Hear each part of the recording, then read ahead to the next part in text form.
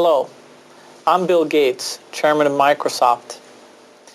In this video, you're going to see the future. Who is Bill Gates? A software developer? A businessman? A philanthropist? A global health expert?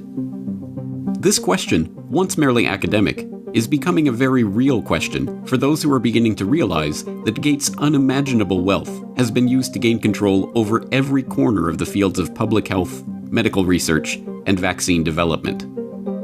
And now that we are presented with the very problem that Gates has been talking about for years, we will soon find that this software developer with no medical training is going to leverage that wealth into control over the fates of billions of people. Because until we get almost everybody vaccinated globally, we still won't be fully back to normal. Bill Gates is no public health expert.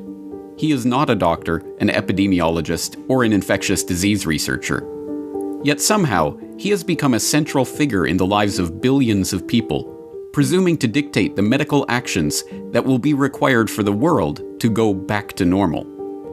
The transformation of Bill Gates from computer kingpin to global health czar is as remarkable as it is instructive, and it tells us a great deal about where we are heading as the world plunges into a crisis, the likes of which we have not seen before. This is the story of how Bill Gates monopolized global health. You're tuned into the Corbett Report. Until his reinvention as a philanthropist in the past decade, this is what many people thought of when they thought of Bill Gates. In the case of the United States versus Microsoft, the US Justice Department contended that the software giant had breached antitrust laws by competing unfairly against Netscape Communications in the internet browser market, effectively creating a monopoly. Bill's first concern was that the prosecution could potentially block the release of his company's latest operating system, Windows 98. Okay, you asking me about when I wrote this email, or what are you asking me about?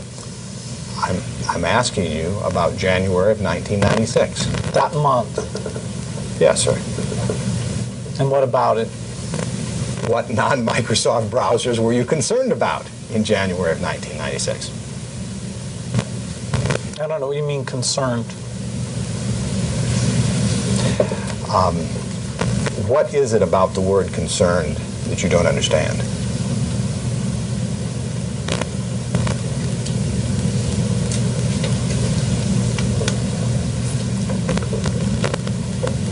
I'm not sure what you mean by it. We're going to be working together on Microsoft Office, on Internet Explorer, on Java, and I think that it's going to lead to a very healthy relationship. So it's a package announcement today. We're very, very happy about it. We're very, very excited about it. And I happen to have a special guest with me today via satellite downlink.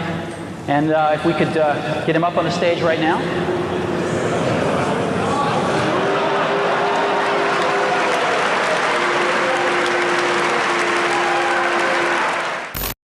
Police and security guards in Belgium were caught flat-footed today by a cowardly sneak attack on one of the world's wealthiest men. The target was Microsoft Chairman Bill Gates, arriving for a meeting with community leaders. Watch what happens when a team of hitmen meet him first with a pie in the face.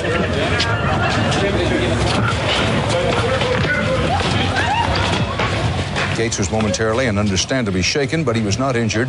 The hit squad piled on with two more pies before one of them was wrestled to the ground and arrested. The others, for at least the moment, got away. Gates went inside, wiped his face clean, and made no comment. He then went ahead with his scheduled meeting. No word on the motive for this attack. But once reviled for the massive wealth and the monopolistic power that his virus-laden software afforded him, Gates is now hailed as a visionary who is leveraging that wealth and power for the greater good of humanity. In the 22nd century, a book will be written about the entrepreneur of the 21st century. I'm sure that the person who will foremost come to the mind of those historians is certainly Bill Gates. I don't think it's hyperbole to say that Bill Gates is singularly, I would argue, the most consequential individual of our generation. I mean that. Our next guest is one of the richest and most generous men in the world. Please welcome Bill Gates. At a time when everyone is looking to understand the scope of the pandemic and how to minimize the threat, one of the best informed voices is that of businessman and philanthropist Bill Gates. The process by which this reinvention of Gates's public image took place is not mysterious. It's the same process by which every billionaire has revived their public image since John D. Rockefeller hired Ivy Ledbetter Lee to transform him from the head of the Standard Oil Hydra into the kind old man handing out dimes to strangers. Don't you give a dime, Mr. Rockefeller? Please. Go ahead. You read a dime? Thank you, sir. Thank you very much. I consider myself... Thank you for the ride. I consider myself more than amply paid. Bless you, bless you, Yes. bless you. More to the point, John D. Rockefeller knew that to gain the adoration of the public, he had to appear to give them what they want: money. He devoted hundreds of millions of dollars of his vast oil monopoly fortune to establishing institutions that, he claimed, were for the public good. The General Education Board, the Rockefeller Institute of Medical Research, the Rockefeller Foundation. Similarly, Bill Gates has spent much of the past 2 decades transforming himself from software magnate into a benefactor of humanity through his own Bill and Melinda Gates Foundation. In fact, Gates has surpassed Rockefeller's legacy, with the Bill and Melinda Gates Foundation long having eclipsed the Rockefeller Foundation as the largest private foundation in the world, with $46.8 billion of assets on its books that it wields in its stated program areas of global health and development, global growth, and global policy advocacy. And, like Rockefeller, Gates's transformation has been helped along by a well-funded public relations campaign. Gone are the theatrical tricks of the PR pioneers. The ubiquitous ice cream cones of Gates' mentor Warren Buffett are the last remaining holdout of the old Rockefeller handing out dimes gimmick. No, Gates has guided his public image into that of a modern-day saint through an even simpler tactic: buying good publicity. The Bill and Melinda Gates Foundation spends tens of millions of dollars per year on media partnerships, sponsoring coverage of its program areas across the board. Gates funds The Guardian's Global Development website. Gates funds NPR's global health coverage. Gates funds the Our World in Data website that is tracking the latest statistics and research on the coronavirus pandemic. Gates funds BBC coverage of global health and development issues, both through its BBC Media Action Organization and the BBC itself. Gates funds World Health coverage on ABC News. When the NewsHour with Jim Lehrer was given a $3.5 million Gates Foundation grant to set up a special unit to report on global health issues, NewsHour communications chief Rob Flynn was asked about the potential conflict of interest that such a unit would have in reporting on issues that the Gates Foundation is itself involved in. In some regards, I guess you might say that there are not a heck of a lot of things you could touch in global health these days that would not have some kind of Gates tentacle, Flynn responded. Indeed, it would be almost impossible to find any area of global health that has been left untouched by the tentacles of the Bill and Melinda Gates Foundation. It was Gates who sponsored the meeting that led to the creation of Gavi, the Vaccine Alliance, a global public-private partnership bringing together state sponsors and big pharmaceutical companies whose specific goals include the creation of healthy markets for vaccines and other immunization products. As a founding partner of the alliance, the Gates Foundation provided $750 million in seed funding and has gone on to make over $4.1 billion in commitments to the group. Gates provided the seed money that created the Global Fund to Fight AIDS, Tuberculosis, and Malaria, a public-private partnership that acts as a finance vehicle for governmental AIDS, TB, and malaria programs. When a public-private partnership of governments, world health bodies, and 13 leading pharmaceutical companies came together in 2012 to accelerate progress toward eliminating or controlling 10 neglected tropical diseases, there was the Gates Foundation, with $363 million of support.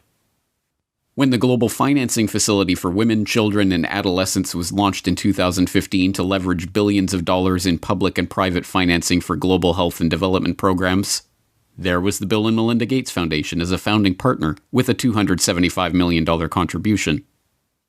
When the Coalition for Epidemic Preparedness Innovations was launched at the World Economic Forum in Davos in 2017 to develop vaccines against emerging infectious diseases, there was the Gates Foundation with an initial injection of $100 million.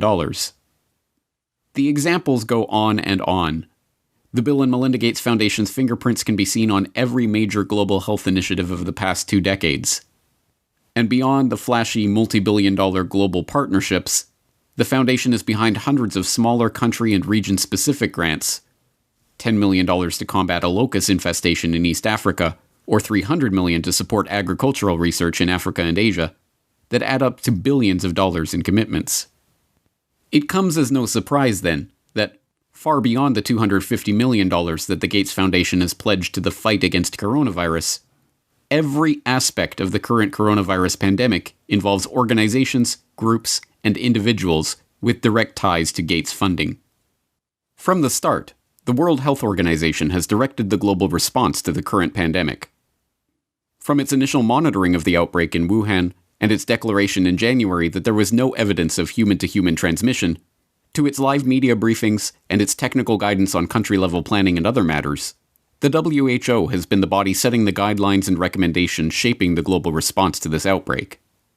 But even the World Health Organization itself is largely reliant on funds from the Bill and Melinda Gates Foundation. The WHO's most recent donor report shows that the Bill and Melinda Gates Foundation is the organization's second largest donor behind the United States government. The Gates Foundation single-handedly contributes more to the World Health Body than Australia, Canada, France, Germany, Russia, and the UK combined.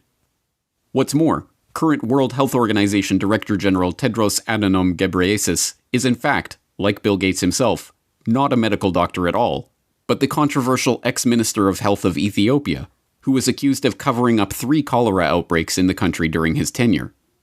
Before joining the WHO, he served as chair of the Gates-founded Global Fund to fight AIDS, tuberculosis, and malaria, and sat on the board of the Gates-founded Gavi, the Vaccine Alliance, and the Gates-funded Stop TB Partnership.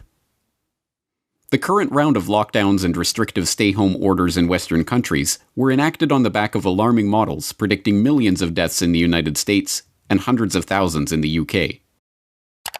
Imperial College in London released a COVID-19 report, and that's where most of our U.S. leaders are getting the information they're basing their decision-making on. The report runs us through a few different ways this could turn out depending on what our responses are. If we don't do anything to control this virus, over 80% of people in the U.S. would be infected over the course of the epidemic, with 2.2 million deaths from COVID-19. That 2.2 million deaths also doesn't account for the potential negative effects of health systems being overwhelmed. From this evening, I must give the British people a very simple instruction. You must stay at home. Enough is enough. Go home and stay home. A statewide order for people to stay at home. The work of 2 research groups was crucial in shaping the decisions of the UK and US governments to implement wide-ranging lockdowns, and, in turn, governments around the world. The first group, the Imperial College COVID-19 Research Team, issued a report on March 16th that predicted up to 500,000 deaths in the UK and 2.2 million deaths in the US unless strict government measures were put in place. The second group, the Institute for Health Metrics and Evaluation in Bill Gates' home state of Washington, helped provide data that corroborated the White House's initial estimates of the virus effects, estimates that have been repeatedly downgraded as the situation has progressed. Unsurprisingly, the Gates Foundation has injected substantial sums of money into both groups.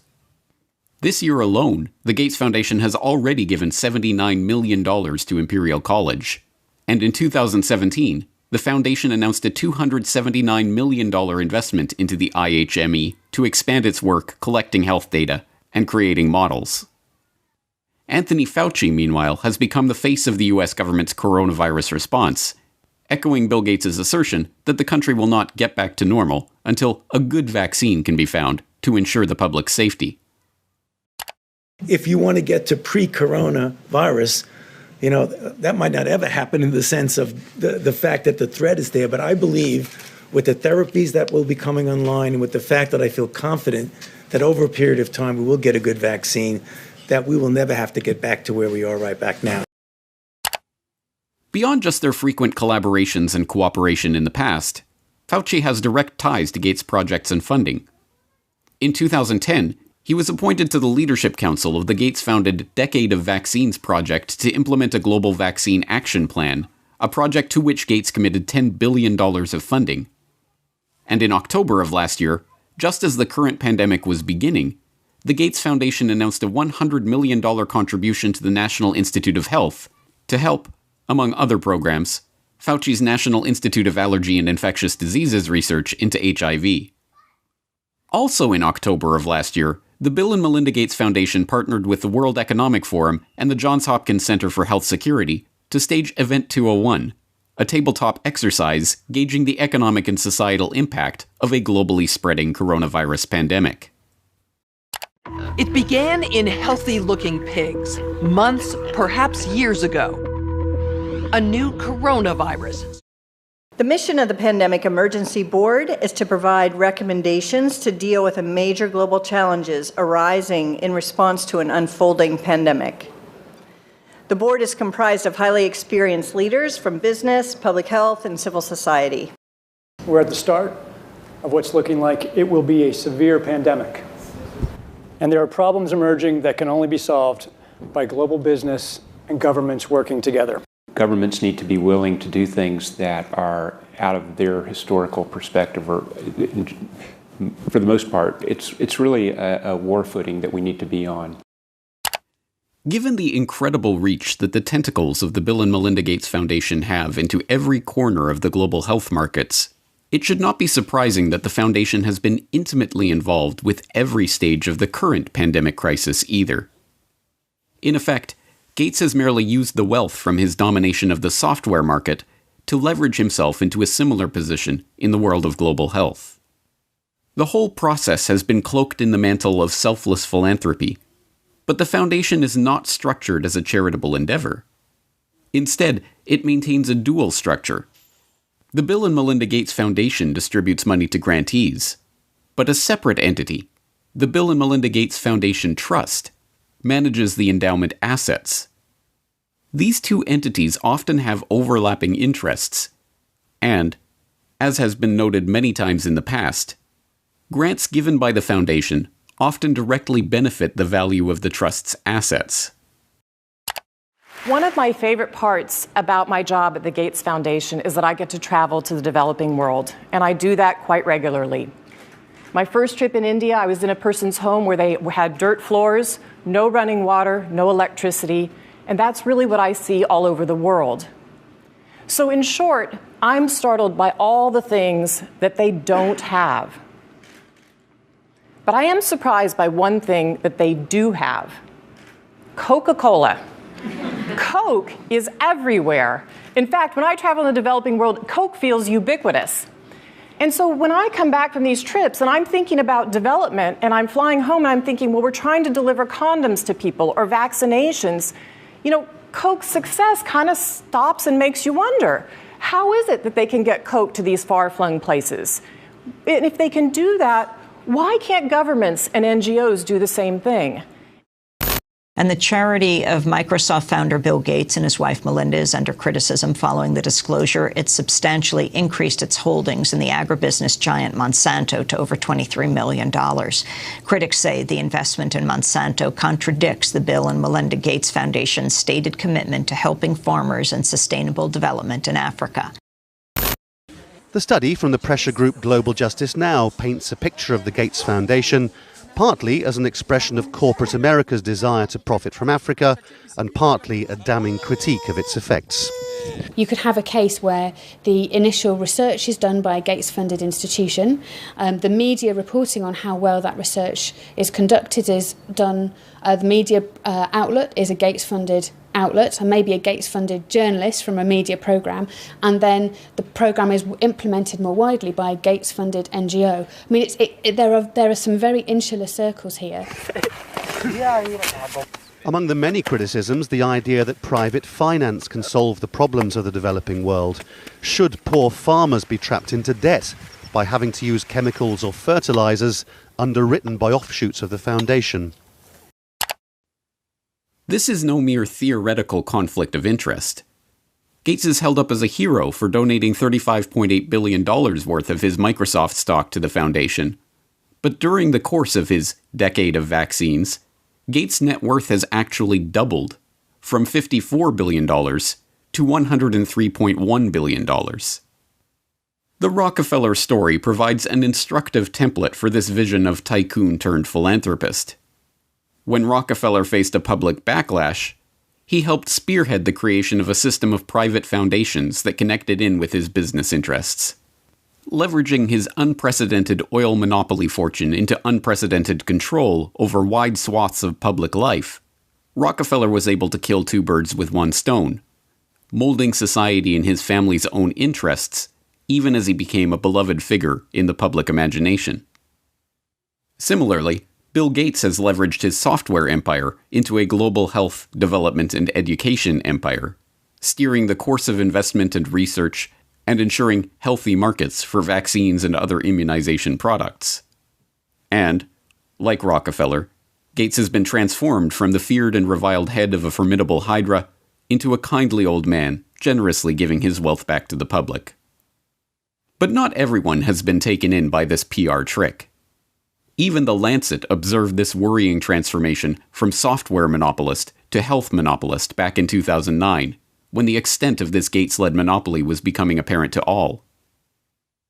The first guiding principle of the Bill and Melinda Gates Foundation is that it is driven by the interests and passions of the Gates family. An annual letter from Bill Gates summarizes those passions, referring to newspaper articles, books, and chance events that have shaped the foundation's strategy. For such a large and influential investor in global health, is such a whimsical governance principle good enough? This brings us back to the question: who is Bill Gates? What are his driving interests? What motivates his decisions? These are not academic questions. Gates' decisions have controlled the flows of billions of dollars, formed international partnerships pursuing wide-ranging agendas, ensured the creation of healthy markets for big pharma vaccine manufacturers. And now, as we are seeing, his decisions are shaping the entire global response to the coronavirus pandemic. Next week, we will further explore Gates' vaccination initiatives, the business interests behind them, and the larger agenda that is beginning to take shape as we enter the new normal of the COVID-19 crisis.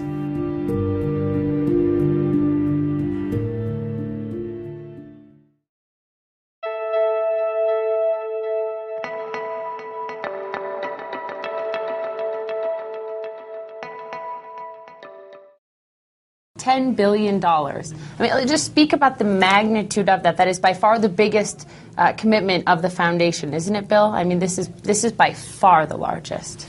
That's right. We've been spending a lot on vaccines. With this commitment, over 8 million additional lives will be saved. So it's one of the most effective ways that health in the poorest countries can be dramatically improved. In January of 2010, Bill and Melinda Gates used the World Economic Forum at Davos to announce a staggering $10 billion commitment to research and develop vaccines for the world's poorest countries, kicking off what he called a decade of vaccines. Today we're announcing a commitment over this next decade, which we think of as a decade of vaccines having incredible impact. We're announcing that we'll spend over $10 billion on vaccines. Hailed by the Gates-funded media. For the record, the Bill and Melinda Gates Foundation is a NewsHour underwriter. And applauded by the pharmaceutical companies who stood to reap the benefits of that largesse. The record-setting commitment made waves in the international community, helping to underwrite a global vaccine action plan coordinated by the Gates-funded World Health Organization. But contrary to the Gates' own PR spin that this $10 billion pledge was an unalloyed good and would save 8 million lives, the truth is that this attempt to reorient the global health economy was part of a much bigger agenda.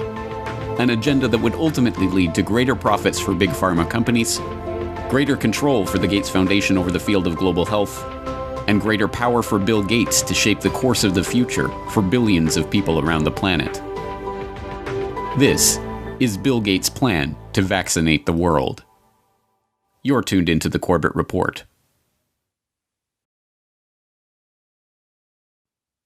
Given Gates' pledge to make this a decade of vaccines, it should come as no surprise that, since the dawn of this coronavirus crisis, he has been adamant that the world will not go back to normal until a vaccine has been developed. But we're going to have this intermediate period of opening up, and it won't be normal until we get an amazing vaccine to the entire world. The vaccine is critical because until you have that, things aren't really going to be normal. They can open up to some degree, but the risk of a rebound will be there until we have very broad vaccination.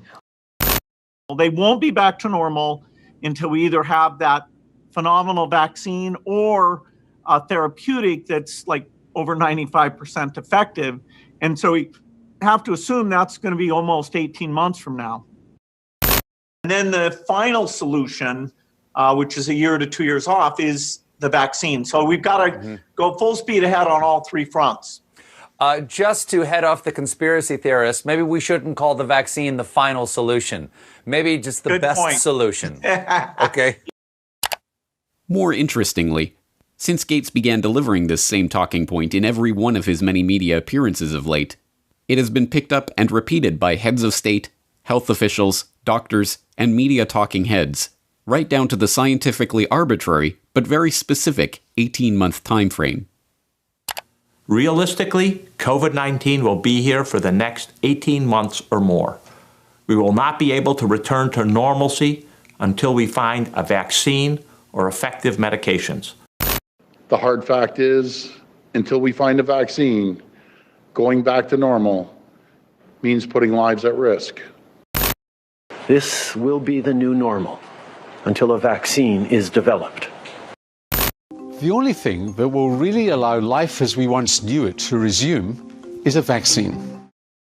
Obviously, we continue to work on the vaccines, but the vaccines have to be down the road by probably 14, 15, 16 months. We're doing great on the vaccines. The fact that so many heads of state, health ministers, and media commentators are dutifully echoing Gates' pronouncements about the need for a vaccine will not be surprising to those who saw last week's exploration of how Bill Gates monopolized global health. As we have seen, the Gates Foundation's tentacles have penetrated into every corner of the field of public health. Billions of dollars in funding and entire public policy agendas are under the control of this man, an unelected, unaccountable software developer with no medical research experience or training. And nowhere is Gates' control of public health more apparent than in the realm of vaccines. Gates launched the decade of vaccines with a $10 billion pledge. Gates helped develop the Global Vaccine Action Plan administered by the Gates-funded World Health Organization. Gates helped found Gavi, the Vaccine Alliance, aiming to develop healthy markets for vaccine manufacturers. Gates helped launch Gavi with a $1 billion donation in 2011, going on to contribute $4.1 billion over the course of the decade of vaccines. And so I'm pleased to announce to you that we're pledging an additional $1 billion to...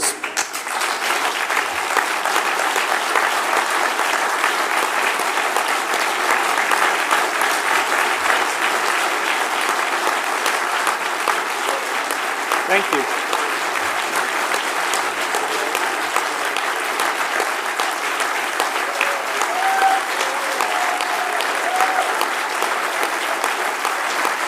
All right, thank you.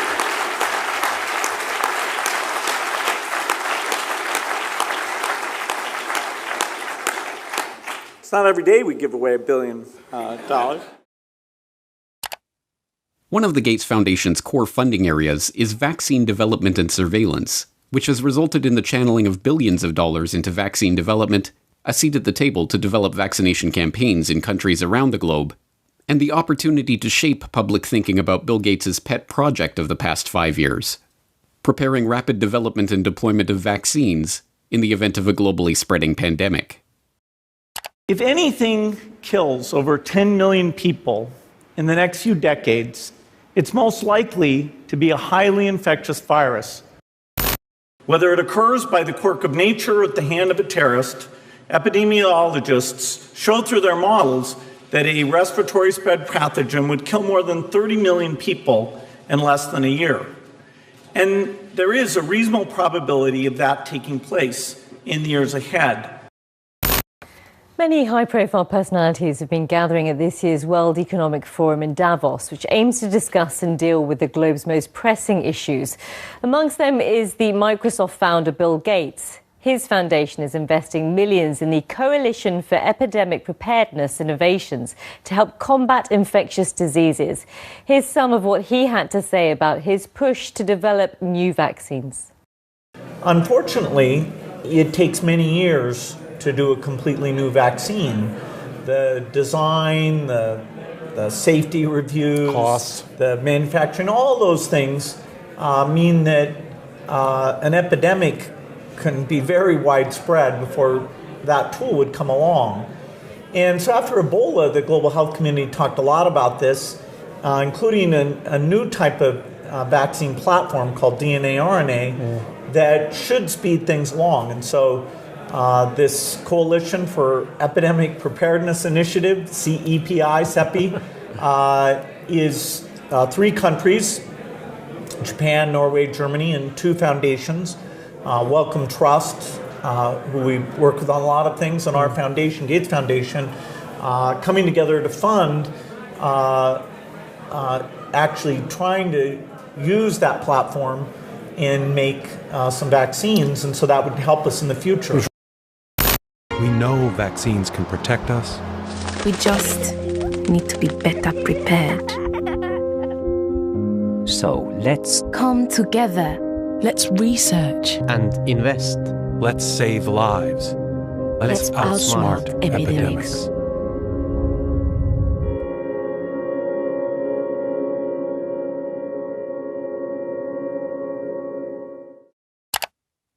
Given Gates's mammoth investment in vaccines over the past decade, his insistence that things won't go back to truly normal until we have a vaccine that we've gotten out to basically the entire world is hardly surprising. What should be surprising is that this strangely specific and continuously repeated message, that we will not go back to normal until we get a vaccine in 18 months, has no scientific basis whatsoever.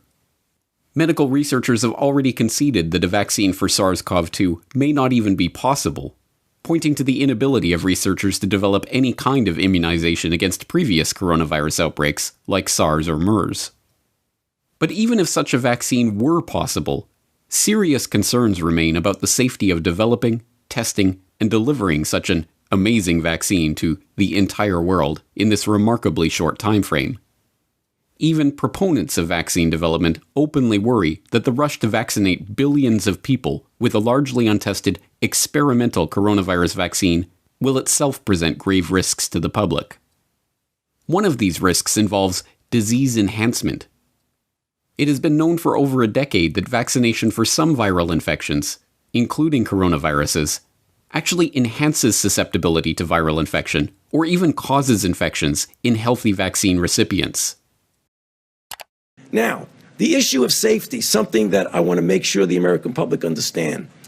It's not only safety when you inject somebody and they get maybe an idiosyncratic reaction, they get a little allergic reaction, they get pain. There's safety associated. Does the vaccine make you worse? And there are diseases in which you vaccinate someone, they get infected with what you're trying to protect them with, and you actually enhance the infection. This is no mere theoretical risk. As researchers who were trying to develop a vaccine for the original SARS outbreak discovered, the vaccine actually made the lab animals subjected to it more susceptible to the disease. One of the things that we're not hearing a lot about is the unique potential safety problem of coronavirus vaccines. This was first found in the early 1960s with the respiratory syncytial virus vaccines at children, and it was done here in Washington with the NIH and Children's National Medical Center, that some of those kids who got the vaccine actually did worse, and I believe there were 2 deaths in the consequence of that study. Because what happens with certain types of respiratory virus vaccines, you get immunized, and then when you get actually exposed to the virus, you get this kind of paradoxical immune enhancement phenomenon. And we don't entirely understand the basis of it, but we recognize that it's a real problem for certain respiratory virus vaccines. That killed the RSV program for decades. Now the Gates Foundation is taking it up again. But when we started developing coronavirus vaccines, and our colleagues, we noticed in laboratory animals that they started to show some of the same immune pathology that resembled what had happened 50 years earlier.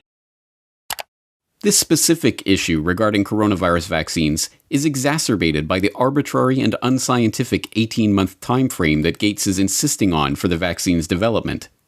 In order to meet that deadline, vaccine developers are being urged to use new and largely unproven methods for creating their experimental immunizations, including DNA and mRNA vaccines.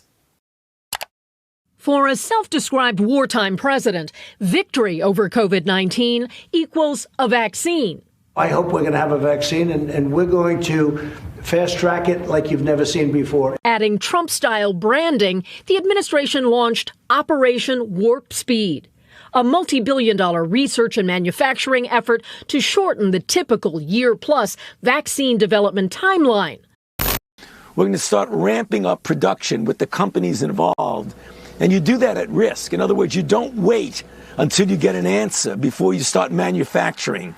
You, at risk, proactively start making it, assuming it's going to work. You're thinking 18 months, even with all the work that you've already done to this point and the planning that you are taking with lots of different potential vaccinations and building up for that now? Yeah, so there's an approach called RNA vaccine that people like Moderna, CureVac, and others are using, that in 2015 we'd identified that as very promising for pandemics and for other applications as well. And so if everything goes perfectly with the RNA approach, we could actually beat the 18 months. We don't want to create unrealistic expectations. So the concept of an RNA vaccine is, let's inject the RNA molecule that encodes for the spike protein. It's making your cell do the work of creating this viral protein that is going to be recognized by your immune system and trigger the development of these antibodies. Our bodies won't make a full-fledged infectious virus, they'll just make a little piece and then learn to recognize it and then get ready to destroy the virus if it then later comes and invades us. It's a relatively new, unproven technology, and there's still no example of an RNA vaccine that's been deployed worldwide in the way that we need for the coronavirus. There's the possibility for unforeseen adverse effects. So this is all new territory. Whether it would elicit protective immune response against this virus is just unknown right now. Rushing at warp speed to develop a new vaccine using experimental technology, and then mass-producing and delivering billions of doses to be injected into basically the entire world before adequate testing is even done, amounts to one of the most dangerous experiments in the history of the world, one that could alter the lives of untold numbers of people.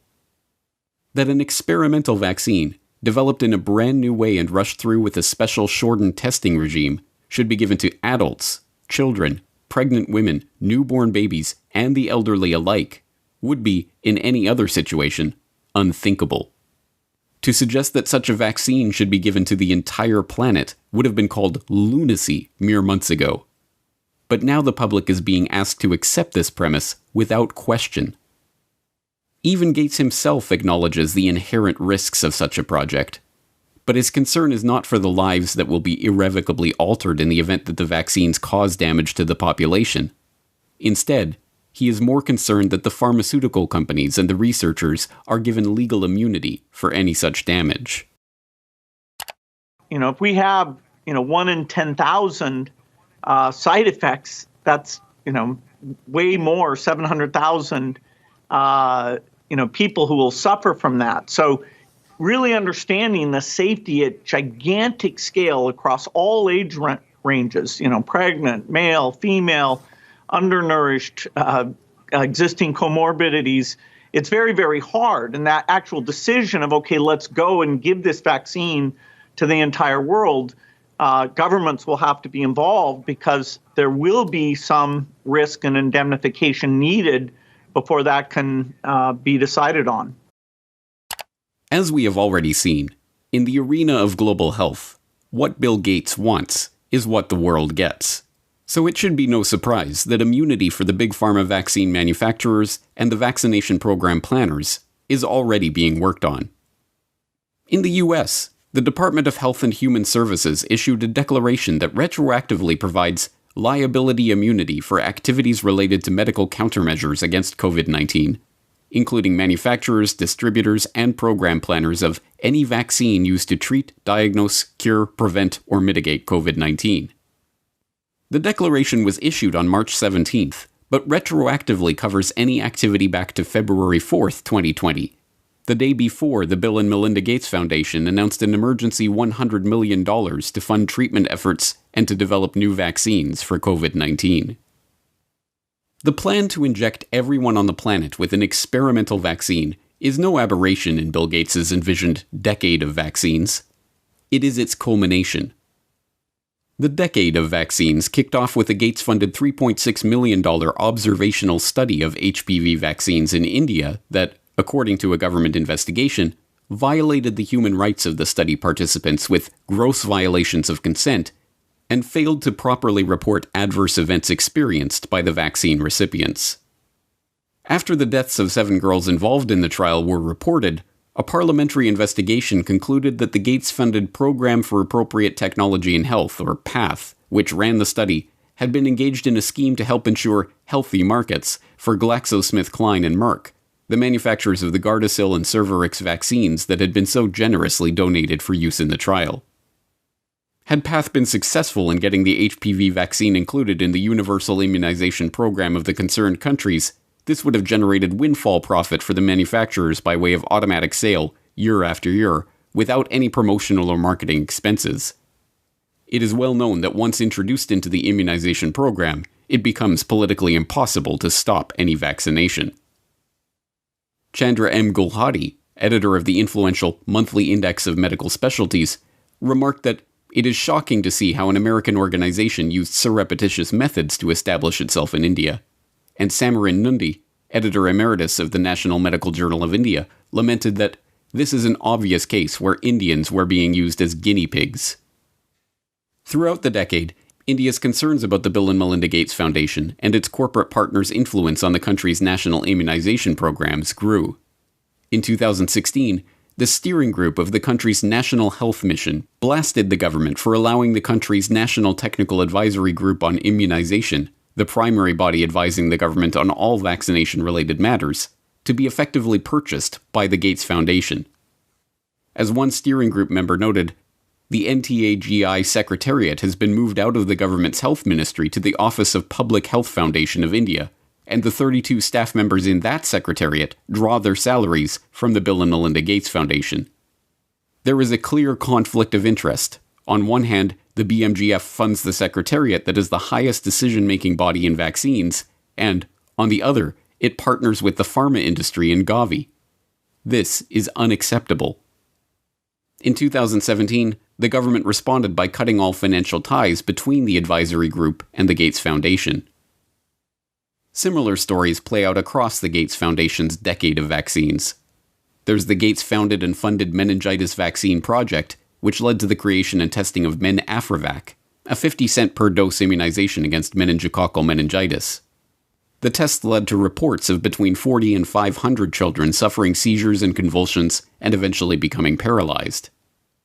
There's the 2017 confirmation that the Gates-supported oral polio vaccine was actually responsible for the majority of new polio cases, and the 2018 follow-up showing that 80% of polio cases are now vaccine-derived. There's the 2018 paper in the International Journal of Environmental Research and Public Health concluding that over 490,000 people in India developed paralysis as a result of the oral polio vaccine between 2000 and 2017. There's even the WHO's own malaria chief, Dr. Arata Kochi, who complained in an internal memo that Gates's influence meant that the world's leading malaria scientists are now locked up in a cartel with their own research funding being linked to those of others within the group, and that the foundation was stifling debate on the best ways to treat and combat malaria, prioritizing only those methods that relied on new technology or developing new drugs. Kochi's complaint, written in 2008, highlights the most common criticism of the global health web that Gates has spun in the past 2 decades. That the public health industry has become a racket run by and for Big Pharma and its partners for the benefit of big business. At the time that Kochi was writing his memo, the executive director of the Gates Foundation's Global Health Program was Tachi Yamada. Yamada left his position as chairman of research and development at GlaxoSmithKline to take up the position at the Gates Foundation in 2006, and left the foundation 5 years later to become chief medical and scientific officer at Takeda Pharmaceuticals. Yamada's replacement as head of Gates's Global Health Program, Trevor Mundell, was himself a clinical researcher at Pfizer and Park Davis, and spent time as head of development with Novartis before joining the foundation. This use of foundation funds to set public policy to drive up corporate profits is not a secret conspiracy. It is a perfectly open one. When the Center for Global Development formed a working group to develop a practical approach to the vaccine challenge, they concluded that the best way to incentivize pharmaceutical companies to produce more vaccines for the Third World was for governments to promise to buy vaccines before they were even developed. They titled their report, Making Markets for Vaccines. The project, Making Markets for Vaccines, was really designed to address a problem that's existed for a long time, which is insufficient research and development budgets as well as investment capacity in vaccine development and production for the Third World. How do you create better incentives to get the pharma community, the vaccine community, to produce products that are specifically dedicated for the developing world? Michael Kremer, a professor at Harvard, had been thinking about this problem for many years. He realized that if the rich countries of the world were to make a promise that they would buy a malaria vaccine if somebody produced it, that would give an incentive to the pharmaceutical industry to go and do the research and development needed to make one. But this idea was unfamiliar. No government had made a commitment to buy a product that didn't already exist. When the first such advanced market commitment was made in 2007, a $1.5 billion promise to buy yet-to-be-produced vaccines from big pharma manufacturers, there was the Gates Foundation as the only non-nation sponsor.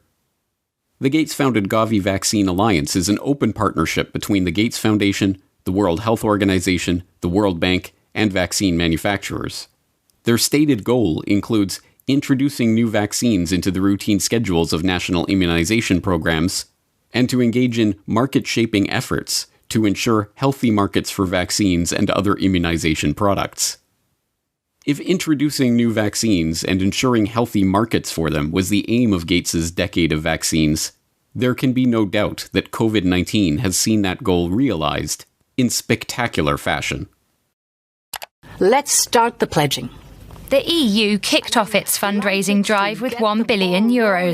In the hours that followed, pledges were beamed in from across the globe. The Kingdom of Saudi Arabia has pledged $500 million. Even pop icon Madonna made a last-minute donation of €1 million. By combining the world's expertise and brain power and resources, we can attack this disease in the way it's attacking us, globally. Our foundation is proud to partner with you, and I'm pleased to announce today that we will pledge $100 million towards this effort. Germany was one of the leading donors, pledging over €500 million. The money is earmarked for international health organizations and research networks in a bid to speed up the development of a vaccine. And there, at the center of this web, is the Gates Foundation, connected to every major organization, research institution, international alliance, and vaccine manufacturer involved in the current crisis.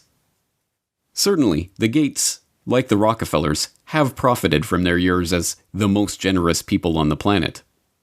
As curious as it might seem to those who don't understand the true nature of this monopoly cartel, Despite all of these grants and pledges, commitments of tens of billions of dollars, Bill Gates' personal net worth has actually doubled during this decade of vaccines, from $50 billion to over $100 billion.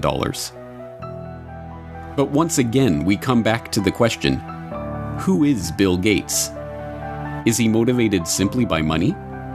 Is this incessant drive to vaccinate the entire population of the planet merely the result of greed? Or is there something else driving this agenda? As we shall see next time, money is not the end goal of Gates's philanthropic activities.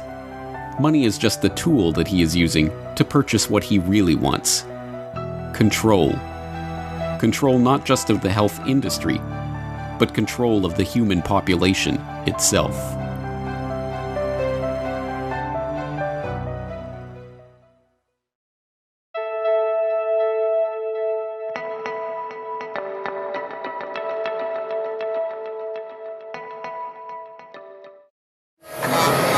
Hello, everyone. Mr. B! What's your secret mission about? It's not my mission, but an idea that came from my good friend, Mr. Bill Gates.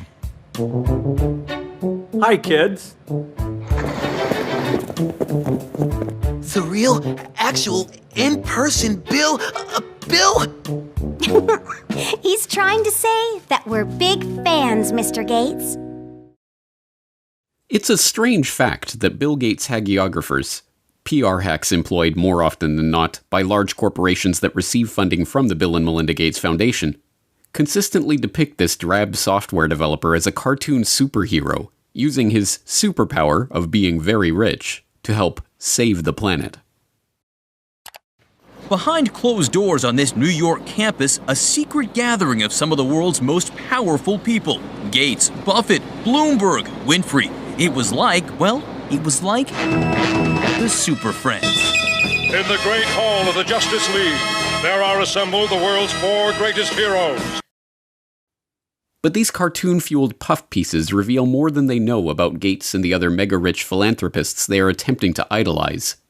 They reveal that the idea of the selfless billionaire do-gooder is a work of fiction so unbelievable it is only fit for Saturday morning cartoon fare. As we have seen in our first 2 explorations of Bill Gates' role as global health kingpin, the seemingly selfless generosity of the Gates family through their eponymous foundation has in fact greatly increased their own wealth, with Bill Gates' personal net worth having doubled in the past decade alone.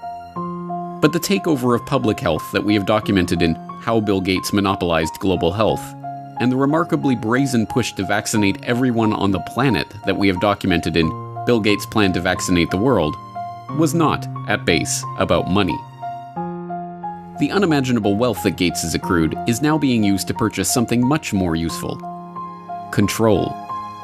Control not just of the global health bodies that can coordinate a worldwide vaccination program, or the governments that will mandate such an unprecedented campaign, but control over the global population itself. This is an exploration of Bill Gates and the population control grid. You're tuned into the Corbett Report. From a journalistic standpoint, Good Morning America's inane report on the secretive billionaire meeting that took place in New York in 2009 was a failure. It listed some of the meeting's attendees and their combined net worth. Gates, Buffett, Bloomberg, Winfrey, together with others at the meeting, including George Soros, Ted Turner, David Rockefeller, they're worth more than $125 billion. It turned to the senior editor of Forbes for a soundbite about what it would be like to witness such an assembly of wealth. To have been in the room and see this meeting of the minds really would have been a fascinating thing. And it dutifully reported the participants' own stated reason for holding the meeting. That much money, that much power around one table. It begs the question, what were they doing? What were they scheming? Total world domination? This group, together for 6 hours, was talking about charity, education, emergency relief, global health.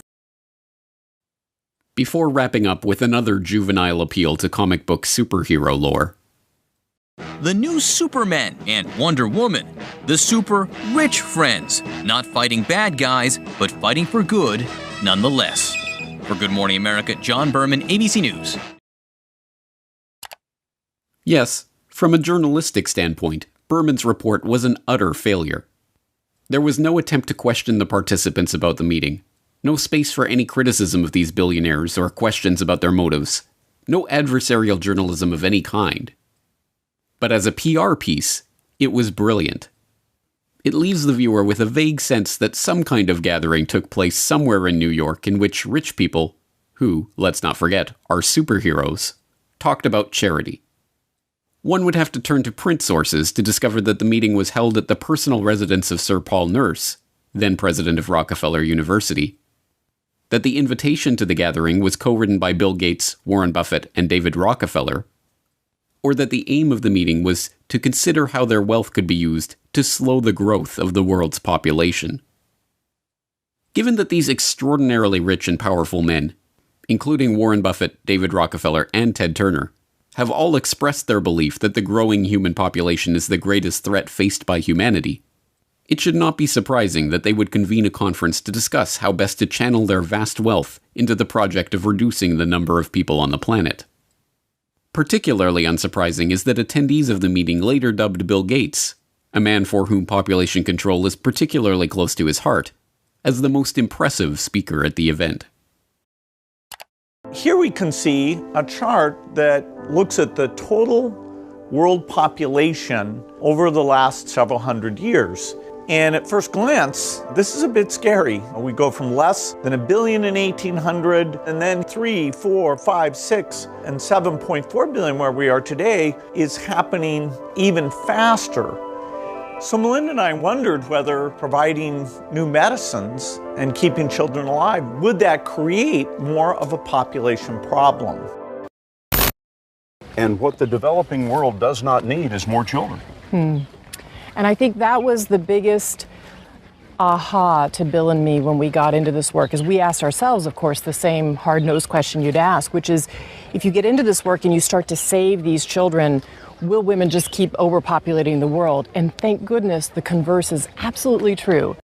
This is a very important question to get right, because it was absolutely key for me. When our foundation first started up, it was focused on reproductive health. That was the main thing we did, because I thought, population growth in poor countries is the biggest problem they face. You've got to help mothers who want to limit family size have the tools and education to do that. And I thought that's the only thing that really counts. In recent years, critics have pointed to Bill Gates' own words linking vaccination programs with his goal of reducing population growth. Now, the world today has 6.8 billion people.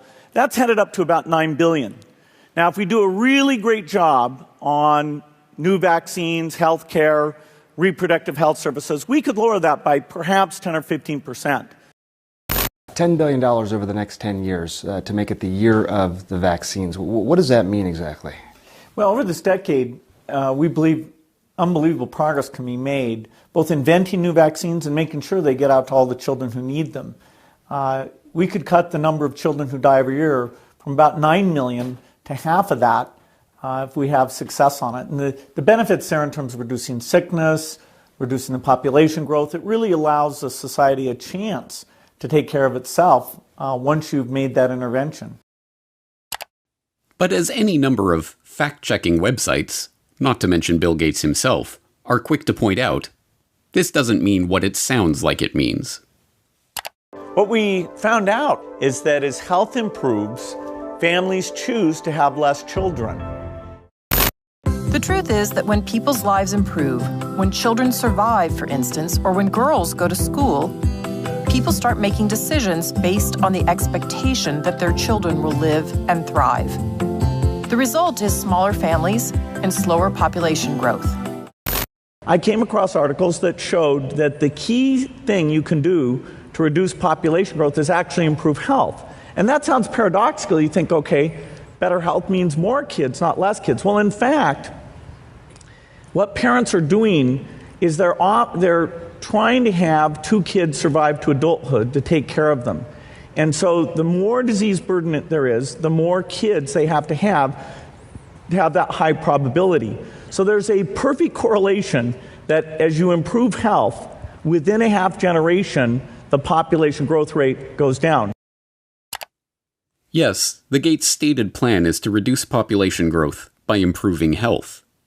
But the idea of using vaccines as sterilization agents, even without the public's knowledge or consent, is not conspiracy lore, but documentable fact.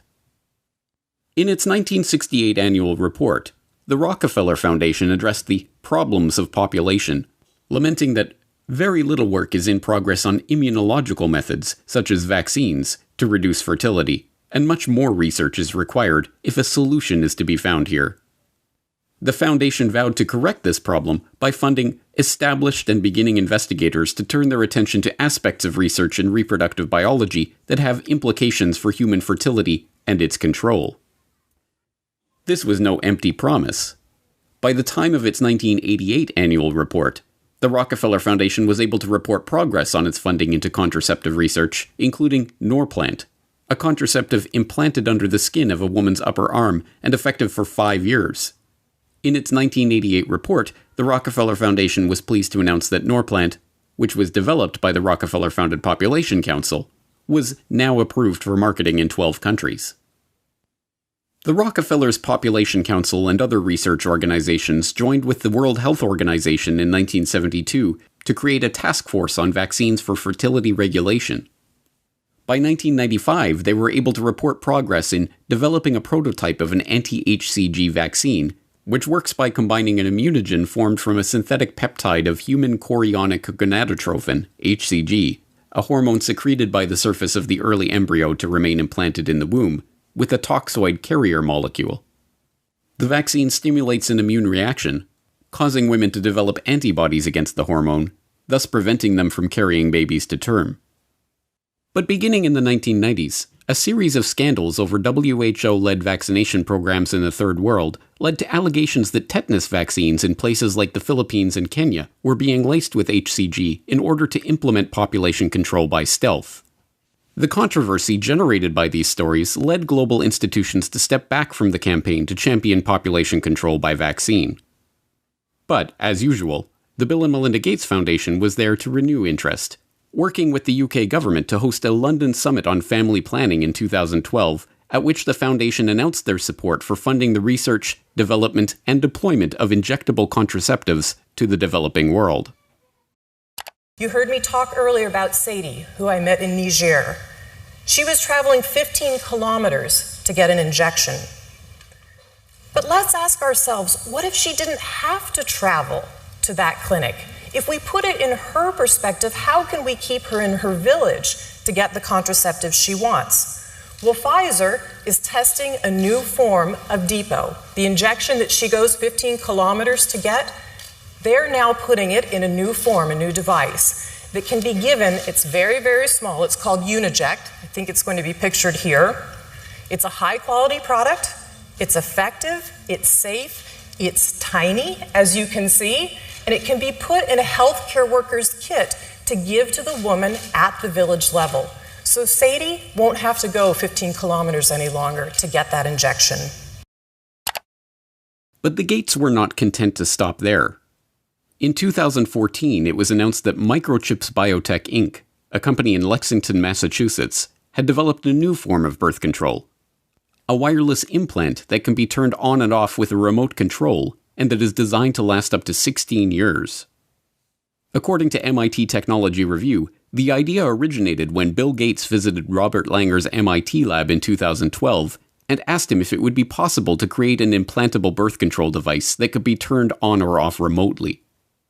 Langer referred Gates to the controlled release microchip technology he had invented and licensed to Microchips Biotechnology, and the Gates Foundation granted $20 million to the firm to develop the implants. Reducing population growth has, by Gates' own admission, been a core mission of the Gates Foundation since its inception. But in order to really understand what Gates means by population control, we have to look beyond the concept of controlling population size. At its most fundamental level, the population control that Gates speaks of is not birth control, but control of the population itself. In order to understand the broader population control agenda and how it ties into the Gates Foundation's plans, we have to look at a puzzling development that took place in 2017. In that year, Gavi, the Gates founded and funded alliance that partners the Gates Foundation, the World Health Organization, and the World Bank with vaccine manufacturers to help ensure healthy markets for vaccines, took a strange pivot away from its core mission of vaccinating every child on the planet to providing every child with a digital biometric identity. The idea was first floated by Gavi CEO Seth Berkley in a Nature article that year, Immunization Needs a Technology Boost, where he states that the goal of 100% immunization will not be reached without secure digital identification systems that can store a child's medical history. He then gives a specific example. We are working with a company in India called Kushi Baby, which creates off-grid digital health records. A necklace worn by infants contains a unique identification number on a short-range communication chip. Community health workers can scan the chip using a mobile phone, enabling them to update a child's digital record even in remote areas with little phone coverage. This sudden interest in digital identity was no mere passing fancy for the Vaccine Alliance. Gavi doubled down by becoming a founding member of the ID 2020 Alliance, a public-private partnership dedicated to spearheading a global digital biometric identity standard. Other founding members of the alliance include Gates' first company, Microsoft, and the Rockefeller Foundation. In 2018, Gavi issued a call for innovation in digital technologies for finding, identifying, and registering the most vulnerable children. The call specifically requested technologies for capturing, storing, and enrolling the biometric details of infants on rugged biometric devices. Berkeley continued to follow up on this idea in public engagements as one of the new core missions of Gavi. What's interesting is that people tend to think of, birth certificates as kind of a major document, but, the most common, as I mentioned before, is not a birth certificate, is not a death certificate, is not a marriage certificate. The most common connection, vital registration for the population is actually a child health card, because we reach more than 90% of children with at least one dose of vaccine as part of routine. So they're in the system. The challenge is that contact is not connected into the system. So if you could connect it, then you have the ability to give them their basic identity papers. You have ability then later on, if they want to own land or they want to have their rights, you're able to help them with that. But, we're not currently taking advantage of that. And so the children get seen, they get enrolled in the health centers, but that information is not used for anything else. Although vaccines and identity may seem unrelated, Bill Gates has spent the last few years funding research that can bring the two ideas together. Late last year, Gates once again turned to Robert Langer and his MIT colleagues to investigate new ways to permanently store and record the vaccination information of each individual. The result of their research was a new vaccine delivery method. They found that by using dissolvable microneedles that deliver patterns of near-infrared light-emitting microparticles to the skin, they could create particle patterns in the skin of vaccine recipients which are invisible to the eye but can be imaged using modified smartphones. Rice University describes the quantum dot tags left behind by the microneedles as something like a barcode tattoo. So who is behind this development? As lead researcher Kevin McHugh explains, the Bill and Melinda Gates Foundation came to us and said, "Hey, we have a real problem, knowing who's vaccinated." So our idea was to put the record on the person. This way, later on, people can scan over the area to see what vaccines have been administered and give only the ones still needed. The microparticles that form the fluorescent quantum dot tags are delivered along with the vaccine, but they cannot be delivered by a traditional syringe. Instead, they must be delivered by a patch of microneedles made from a mixture of dissolvable sugar and a polymer called PVA, as well as the quantum dot dye in the vaccine.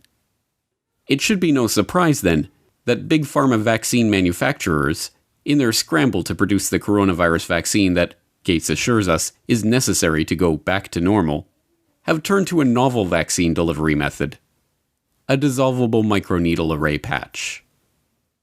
The University of Pittsburgh is where the polio vaccine was first discovered. At the medical center, researchers are now developing a vaccine that is delivered using a dissolvable patch called a microneedle array. Think about them as almost like a Band-Aid. And so the microneedle array is simply applied to the skin topically, pressed into place very shortly, and then taken off and thrown away. And then the antigen is already delivered. As is becoming evident, This new vaccine-delivered barcode-like tattoo is about much more than simply ensuring that children get all their Gavi-recommended immunizations. On a recent Ask Me Anything thread on Reddit, when asked, "What changes are we going to have to make to how businesses operate to maintain our economy while providing social distancing?" Bill Gates answered, "Eventually we will have some digital certificates to show who has recovered or been tested recently, or when we have a vaccine, who has received it." In his answer, Gates fails to mention that he has himself been instrumental in kickstarting and funding the research into the very type of digital certificates for vaccination that he is speaking about, or that these digital certificates, likely, at first, to be a digital marker linked to a biometric ID, could very well one day take the form of vaccine-implanted quantum dot tattoos. But, as in so many other aspects of the unfolding crisis, Gates' unscientific pronouncement that we will need digital certificates to prove our immunity in the new normal of the post-coronavirus world. Eventually, what we'll have to have is certificates of who's a recovered person, who's a vaccinated person. Is now being implemented by a number of governments. It is now being reported that OnFido, a tech startup specializing in AI-based biometric ID verification, is in talks with the British government to provide the type of digital certification Gates mentioned, dubbed an immunity passport.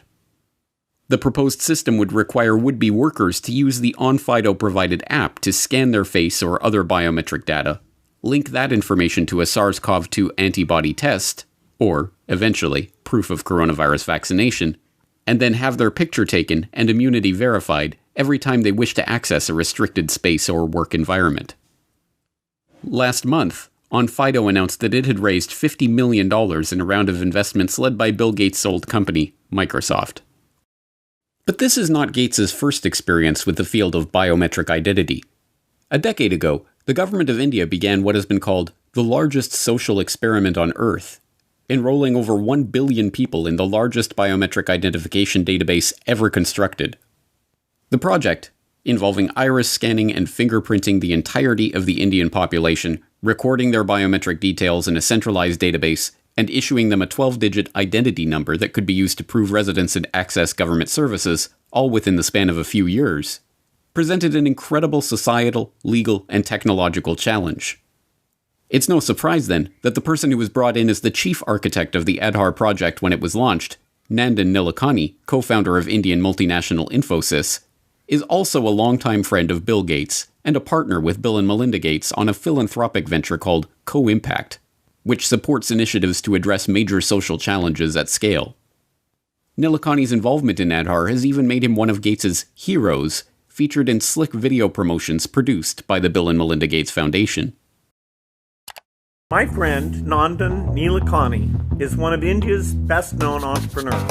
He led the creation of the world's largest biometric ID system. Now, he's working to promote his platform to improve the lives of the world's poorest people. There are more than 1 billion people around the world who don't have any kind of ID. You can't do anything in life without an ID because people are mobile, they're migrant, and wherever they go, whether they want a job or whether they want to board a train or whether they want to get a bank account or get a mobile connection, if the person has no way of proving who they are, then they just won't get access to those services. So the challenge we had was, how do we give 1 billion people, many of whom don't have birth certificates, how do we give them ID? And Gates has personally praised the Aadhaar scheme as a huge asset for India. Well, Aadhaar is a huge asset for India. It was designed very well. The fact that you can make digital payments so easily, you can open a bank account. India is a leader in that. Our foundation, worked with the Reserve Bank. Nandan Nilekani and a group of people that he pulled together did a great job. But Gates is not merely an arm's-length admirer of the Aadhaar experiment. He is not only personally connected to its chief architect, he is also connected to one of the key companies that spearheaded the technology that underlies the project's biometric database. The company that provides the iris recognition technology at the core of the Aadhaar system, IDEMIA, also provides facial recognition systems for the Chinese government and is currently developing digital driver's licenses for use in the United States. IDEMIA even created the cushy baby identification necklaces with embedded microchips that Gavi CEO Seth Berkley touted in his Nature article. Unsurprisingly, the company receives support from the Bill and Melinda Gates Foundation through its involvement in the GSMA Inclusive Tech Lab. And now, Gates is funding a scheme to retool Aadhaar for a global rollout. In 2014, the World Bank created a multi-sector working group to launch the Identification for Development Initiative, or ID4D, which aims to support progress toward identification systems using 21st century solutions. The World Bank cites Goal 16.9 of the UN Agenda 2030 Sustainable Development Goals, vowing to provide legal identity for all, including birth registration, in the next 10 years, as the basis for its initiative. But ID4D was little more than a pipe dream until 2016, when the Bill and Melinda Gates Foundation provided catalytic contributions to launch the ID4D Multi-Donor Trust Fund, which enticed the UK, French, and Australian governments, along with the Omidyar network, into a partnership aiming to shape global approaches and a shared vision on identification. Unsurprisingly, this World Bank ID4D initiative includes Nandar Nilekani, Gates' partner and the chief architect of Aadhaar, on its advisory council, and Gates has said that he is funding the World Bank to take this Aadhaar approach to other countries. This headlong rush to capture the biometric details and assign digital identification to every person on Earth is sold to the public under the guise of financial inclusion. The poorest people on the planet have trouble accessing financial services and receiving government aid because they don't have official government identification papers. In this formulation, being issued a government ID, having one's biometric details registered, tracked, and databased by the government, is a human right that must be secured. It should be no surprise by this point that this human right also has direct benefits for big business and for the entities that are looking to exert greater control over the human population. Gates provided insight into the real purpose of this identification control grid in a speech at the Financial Inclusion Forum hosted by the U.S. Treasury in 2015. Every country really needs to look through these KYC Know Your Customer rules to make sure that customers are able to prove who they are. But of course, in many countries, you don't have any type of ID system. And the lack of an ID system is a problem, not just for the payment system, but also for voting and health and education and taxation. And so it's a wonderful thing to go in and create a broad identification system. Again, India is a very interesting example of this, where the Aadhaar system, which is a 12-digit identifier that's correlated to biometric measures, is becoming pervasive throughout the country and will be the foundation for how we bring this low-cost switch to every mobile phone user in India. The same type of thing is happening now in Pakistan, and there's early beginnings of creating these ID programs in Africa as well. We expect to be able to use the ID so that when you show up for any government service, say you walk into a primary health clinic, we'll be able to take that bio-ID very quickly and bring up your electronic health record. Even if you've moved from one part of the country to the other, you will be well tracked and well served without nearly as much paperwork or waiting. And so the ID system is foundational. The ID control grid is an essential part of the digitization of the economy. And although this is being sold as an opportunity for financial inclusion of the world's poorest in the banking system provided by the likes of Gates and his banking and business associates, it is in fact a system for financial exclusion. Exclusion of any person or transaction that does not have the approval of the government or the payment providers. Once financial flows go underground, where you have lots of legitimate transactions mixed in with the ones you want to track, and once they're going over a digital system that the U.S. has no connection to, it's far more difficult to find the transactions that you want to be aware of or that you want to block. And once again, this is no mere theoretical talk from Gates. He has been intimately involved in this process of switching the world over to a digital payment grid tied to biometric identity. In 2012, the Bill and Melinda Gates Foundation helped found the Better Than Cash Alliance, which brings together governments, international organizations, and the private sector to accelerate the transition from cash to digital payments globally. And when the Indian government made a bold move to demonetize large amounts of its circulating currency in order to draw off-the-books funds back under the purview of the Indian tax office, there was Gates to praise the move as an important step toward the creation of a brave new digital economy, tied, of course, to the Aadhaar ID grid. The bold move to demonetize high-value denominations and replace them with new notes with higher security features is an important step to move away from a shadow economy to an even more transparent economy. And digital transactions really, I think, will rise dramatically here. In fact, I think in the next several years, India will become the most digitized economy, not just by size, but by percentage as well. All of the pieces are now coming together.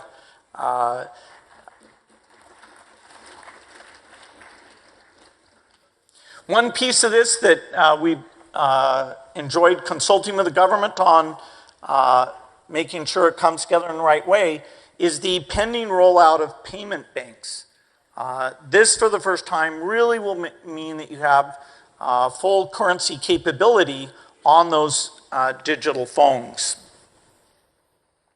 Once you have that digital infrastructure, the whole way you think about government benefits can be done differently. Over time, all of these transactions will create a footprint. And so when you go in for credit, the ability to access your history, that you've paid your utility bills on time, that you've saved up money for your children's education, all of those things in your digital trail, accessed in an appropriate way, will allow the credit market to properly score the risk and therefore loosen up more money for investments, not only in the agriculture sector, but for all the entrepreneurs in the country. The different parts of this population control grid fit together like pieces of a jigsaw puzzle. The vaccination drive ties into the biometric identity drive, which ties into the cashless society drive. In Gates's vision, everyone will receive the government-mandated vaccinations, and everyone will have their biometric details recorded in nationally administered, globally integrated digital IDs. These digital identities will be tied to all of our actions and transactions, and, if and when they are deemed illegal, they will simply be shut off by the government, or even the payment providers themselves. The Indian experiment in pioneering this biometric digital economy, an experiment with which Gates has been so intimately involved, also provides a perfect example of just how such a system will be abused. In January 2018, a report in the Tribune revealed that all of the details, including the name, address, postal code, photo, phone number, and email of all billion-plus Aadhaar registered Indians, was available for purchase on WhatsApp for 500 rupees, or about $7 US. The Unique Identification Authority of India that administers the Aadhaar scheme was then forced to admit that approximately 210 websites, including websites of the central government and state government departments, were displaying the list of government beneficiaries along with their name, address, other details, and Aadhaar numbers. Even more worryingly, newly obtained documents show that the Indian government is integrating Aadhaar collected data to create a 360-degree database that will automatically track when a citizen moves between cities or buys new property, and integrate that data into a real-time geospatial database built by the country's space agency, ISRO. Only the most willfully obtuse could claim to be unable to see the nightmarish implications for this type of all-seeing, all-pervasive society, where every transaction and every movement of every citizen is monitored, analyzed, and databased in real time by the government. And Bill Gates is one of those willfully obtuse people. Current debate that's on in India and globally as well around data. Now, you've been an advocate of Aadhaar. You've supported it, you've defended it. And I think that the questions arise not on whether it's a good idea or not, but whether it should be made mandatory for every citizen, for every service possible, because it was envisaged as people accessing government subsidy using the Aadhaar card to avoid duplication and leakages. The question then is that India today is still grappling with putting in place a privacy framework, a privacy regulation, a data protection regulation. In that context, then, does it make sense, even though the matter is in court today, to link Aadhaar to every possible service? Well, Aadhaar is just something that avoids you pretending to be somebody else. That, you can have, fake people on the government payroll.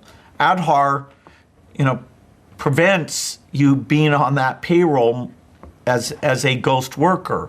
It prevents you from collecting things that you shouldn't collect or accessing a health record you shouldn't have access to. So the basic Aadhaar mechanism is an identity mechanism. And so it's too bad if somebody thinks that because Aadhaar is there, that in and of itself creates a privacy problem. Gates's response is, of course, disingenuous. The very purpose of a globally integrated ID grid and cashless payment architecture is to remove privacy from our lives.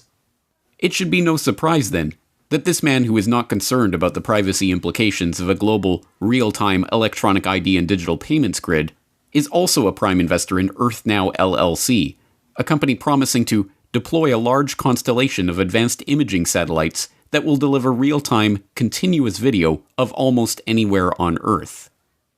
No, this Gates-driven agenda is not about money. It is about control. Control over every aspect of our daily lives, from where we go, to who we meet, to what we buy and what we do. The great irony is that this billionaire philanthropist, so often depicted as a cartoon superhero for his dazzling generosity, actually resembles nothing so much as a comic book supervillain, right down to the use of his vast wealth to sponsor Harvard University research into dimming the sun by spraying particles into the stratosphere. But once again, we are driven back to the question, who is this person? What ideology is driving this quest for control? And what is the end goal of this quest? Who is Bill Gates?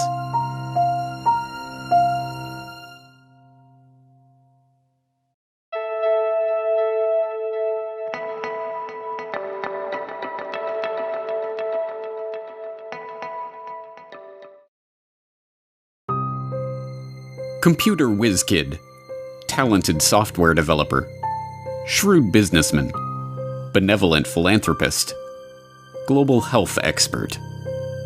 There can be no doubt that Bill Gates has worn many hats on his remarkable journey from his early life as the privileged son of a Seattle area power couple to his current status as one of the richest and most influential people on the planet. But as we have seen in our exploration of Gates's rise as unelected global health czar and population control advocate, the question of who Bill Gates really is no mere philosophical pursuit. Given that we are currently living through a crisis that has been predicted by Bill Gates, which is triggering a response from the global health organizations that the Bill and Melinda Gates Foundation has bankrolled, and driving us toward a vaccination and biometric ID solution which Bill Gates has been working on for years, the answer to the question, who is Bill Gates, is quickly becoming one of the most important questions of our lives. That answer will not only tell us about the world that we are living in, but about the one that we are being thrust into, and how we can avoid it. Today we will attempt to answer that question as we examine the motives, the ideology, and the connections of this man who has been so instrumental in shaping the post-coronavirus world. Meet Bill Gates. You're tuned into the Corbett Report. So who is Bill Gates? Some argue that he's a genius who leveraged his natural computer savvy into a billion-dollar fortune. You're called a genius, and I will... Well, no, I don't think that embarrassed you at all. They call you a genius. Part of your genius is that you are a computer whiz, and the other is that you did have the business acumen to turn it into a working company. Are you a business genius too? Well, I wouldn't say genius. Others insist that he is a visionary who has changed our lives with his foresight and bold imagination. Bill had a vision, and I understand it went back even then, that computing would be ubiquitous. It would be part of all of our lives. And indeed, as you all know, he executed on that vision, and the world today has changed so dramatically in large part due to the work that Bill has done throughout the years. He has been hailed as a shrewd executive who built the Microsoft empire with his remarkable talent for business. When the biographers and historians write the history of the 20th century, Bill Gates is going to go down as the best businessman of our century. And Microsoft is one of the greatest companies of the 20th century. And he has been praised as a philanthropist who is selflessly devoting his wealth to improving the lives of people around the world. Bill, even your harshest critic would have to admit that your philanthropy work is, planet-shaking, incredible, and could be, if you make it a second act, so amazing that it would dwarf what you've actually done at Microsoft.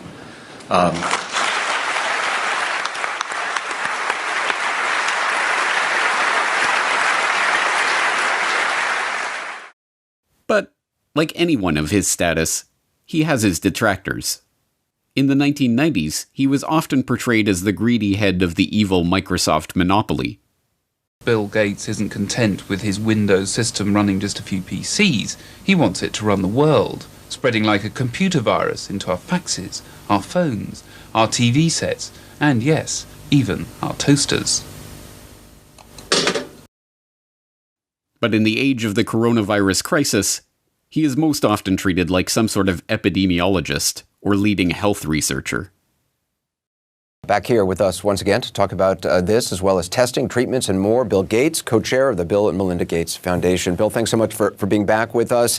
It's been a little over a month since you were here, and at that time, you said the U.S. had not hit its peak. So at this point, do you think we have peaked, and where do you think we are right now in kind of the arc of the pandemic? But in truth, none of these perspectives are accurate. Microsoft's big break famously came from a deal to provide software for IBM as they moved into the personal computer market. But the deal was not the result of Gates's technical genius or amazing business acumen.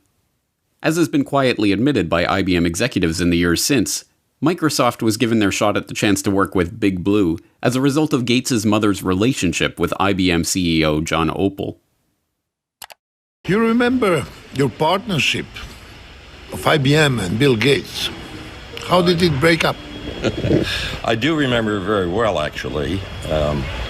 Bill Gates, at the time, at the beginning of our relationship with him, was living on pizza and Pepsi-Cola in Albuquerque, New Mexico. And his mother happened to be on the United Way board with our chairman and asked our chairman to help him. And, when the chairman comes in and tells you to go help this kid, 900 people get on the plane Monday morning, and they all go down to try to help Bill Gates. So I don't see Bill Gates as this great creative person. I see him as an opportunist. And in fact, in those days, there was a lot of sharing of software code. People gave it away. In Silicon Valley, they would share everything. He came in and he tried to control everything and put a price on it. Computer historians have long known how the basis for what became MS-DOS was not Bill Gates' brilliant imagination, but QDOS, a quick and dirty operating system that had been thrown together by Tim Patterson, a worker at Seattle Computer Products, as a placeholder until he could sell the proper operating system to his customers. And as even Gates himself admitted, the breakthrough graphical user interface that became the basis for Windows was ripped off from the researchers at the Xerox Palo Alto Research Center.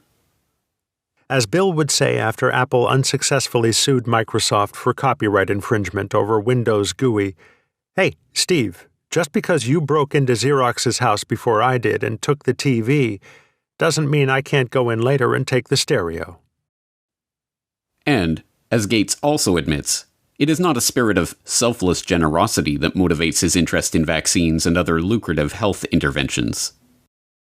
I'd like to talk to you about your approach to vaccinations. You wrote something recently, and like you always do, you kind of looked at the problem from a scientific and business perspective on things. You've invested $10 billion in vaccinations over the last 2 decades, and you figured out the return on investment for that, and it kind of stunned me. Can you walk us through the math? We see a phenomenal track record. It's been $100 billion overall that the world's put in.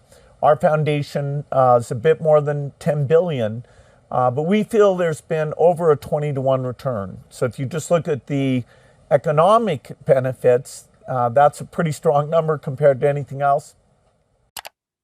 As we have seen, Gates's philanthropic investment scheme has paid off well, with his $50 billion net worth having ballooned to over $100 billion after his decade of altruism in the vaccine market.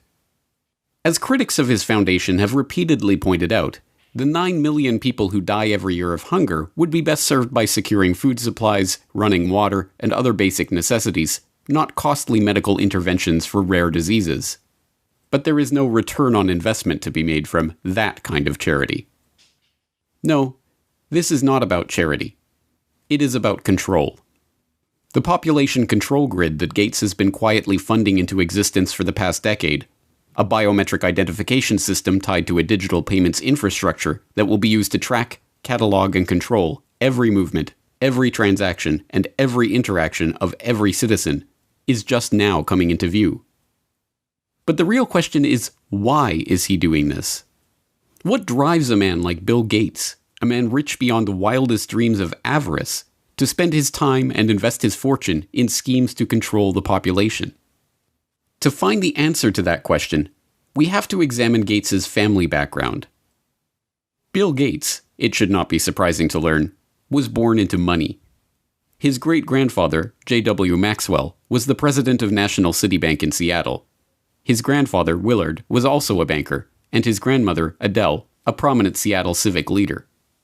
Bill Gates' mother, Mary Maxwell Gates, was a scion of the Maxwell banking family and, by all accounts, as hard-driving as her forebears. She served as a director of several companies, including First Interstate Bancorp and KIRO-TV of Seattle. She served as a regent at the University of Washington, and she was appointed to the board of the United Way of America, where, as we have seen, she persuaded IBM CEO John Opel to help her son in his fledgling software development career. Bill's father, William H. Gates Sr., was a prominent Seattle area lawyer.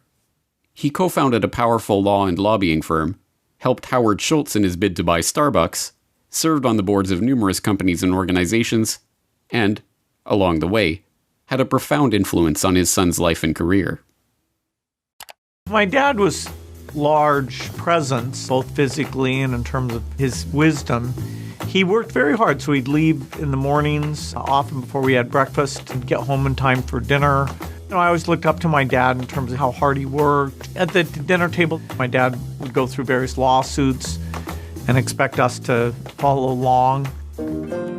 He had high expectations. The young Bill Gates, technically William H. Gates III, although his card-playing family dubbed him Trey, learned much from his parents. From his mother's banking family, he inherited a nose for the dollar, as one childhood friend's father called it. From his hard-driving, legal-minded father, he learned the value of legalizing business arrangements. As a child, he even had a legal contract drawn up to grant him the use of his older sister's baseball mitt. These traits would not earn him many friends, but they served him well as he began to bring order to the anarchic software development community of the 1970s. At that time, software for the brand new personal computer market was the realm of computer hobbyists, people whose excitement about the microcomputer revolution and love of engineering and problem-solving led them to develop and share code freely with each other. But this was no good for the young Bill Gates, who, even before Microsoft was off the ground, was already dreaming of commoditizing this hobby and turning it into the basis of a business empire. In 1976, with the ink still wet on Microsoft's first contract with Micro Instrumentation and Telemetry Systems of Albuquerque, New Mexico, the then 21-year-old Gates wrote an open letter to hobbyists, excoriating the early computer enthusiasts who represented his main market for sharing Microsoft's code for Altair Basic. As the majority of hobbyists must be aware, most of you steal your software. Hardware must be paid for, but software is something to share. Who cares if the people who worked on it get paid? Is this fair? The royalty paid to us, the manual, the tape, and the overhead make it a break-even operation. One thing you do is prevent good software from being written. Who can afford to do professional work for nothing? What hobbyist can put 3 man-years into programming, finding all bugs, documenting his product, and distribute for free? The fact is, no one besides us has invested a lot of money in hobby software. We have written 6800 BASIC and are writing 8080 APL and 6800 APL, but there is very little incentive to make this software available to hobbyists. Most directly, the thing you do is theft. The letter was awkward and tone-deaf, as many people have described the young Bill Gates in his social interactions. It heaped vitriol on the very people who would be the customers of any future business, and tried to change an established culture of sharing software code merely by decree. Even Apple computers, which would go on to be one of the prime purveyors of walled garden systems that restrict users' ability to control their own computers, scored an easy marketing victory by responding to Gates's angry letter with a reminder that, yes, folks, Apple Basic is free. But the gauntlet was thrown down, and Gates would have his way. Although freeware and other forms of open-source software development still exist, the establishment of software code as legally protected intellectual property has led to the rise of billionaires like Gates. A nose for the dollar and a knowledge of how to use the legal system to get what you want were not the only things to emerge from Bill Gates' childhood, however. His parents also encouraged discussion about the family's charity work and the causes they held close to their heart. As Gates revealed to Bill Moyers in 2003, those causes included the population issue, which sparked a lifelong interest in reproductive health.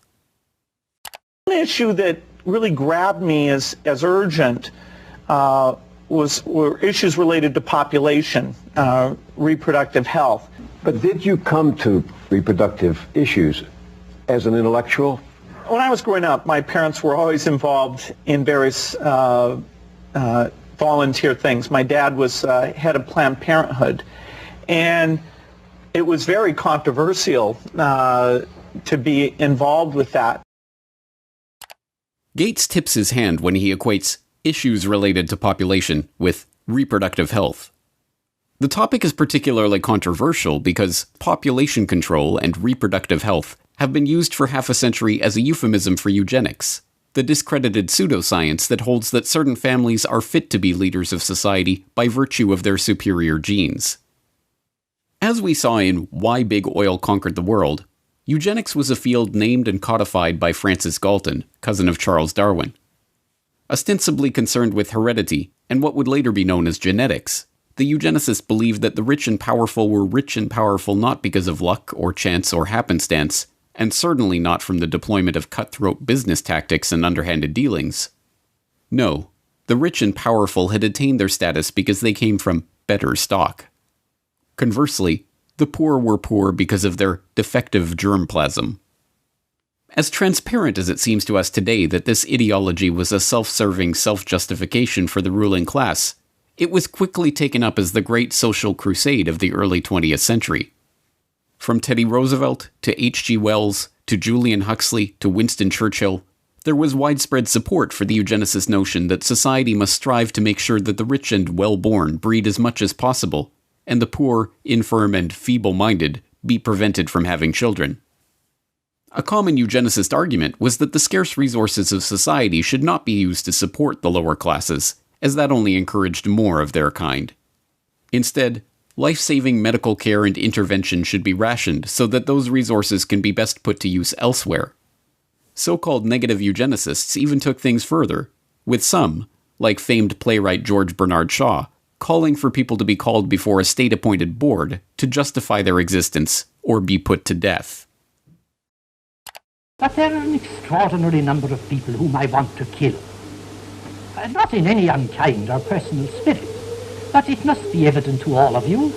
You must all know half a dozen people at least, who are no use in this world, who are more trouble than they are worth. And I think it would be a good thing to make everybody come before a properly appointed board, just as he might come before the income tax commissioners, and say every 5 years or every 7 years, just put him there and say, "Sir or Madam, now will you be kind enough to justify your existence?"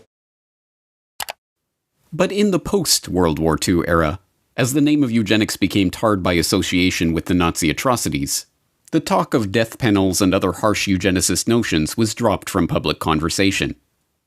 Now, the quest to reduce the size of the poor population was spoken of as population control and reproductive health. Still, occasionally, these old negative eugenics ideas are revisited in moments of candor. You're raising tuitions at the University of California as rapidly as they can, and so the access that used to be available to the middle class or whatever is just rapidly going away. That's a trade-off society is making because of very, very high medical costs and a lack of willingness to say, is spending $1 million on that last 3 months of life for that patient, would it be better not to lay off those 10 teachers and to make that trade-off in medical costs? But that's called the death panel, and you're not supposed to have that discussion. It is worth questioning why this man, who openly muses about death panels and the trade-offs of providing healthcare to the elderly, is to be taken completely at face value in his attempts to slow population growth in the Third World, or to handle a coronavirus health crisis that primarily affects the elderly. That the Gates agenda is being driven by a eugenicist ideology is suggested by multiple lines of evidence, both historical and current. As we have also seen in Why Big Oil Conquered the World, the Rockefeller family was instrumental in funding and promoting eugenics, both in America and overseas. The Rockefellers helped fund the Eugenics Record Office. The founding director of the Rockefeller Institute for Medical Research, William Welch, sat on the ERO's board and helped direct its activities. The Rockefellers sponsored the studies of the eugenics researchers at the Kaiser Wilhelm Institutes in Germany, including Ernst Rudin, who would go on to draft Nazi Germany's forced sterilization law. And, when the American Eugenics Society became embarrassed of its own name, its longtime director, Frederick Osborne, merely took over as president of the Rockefeller-founded Population Council.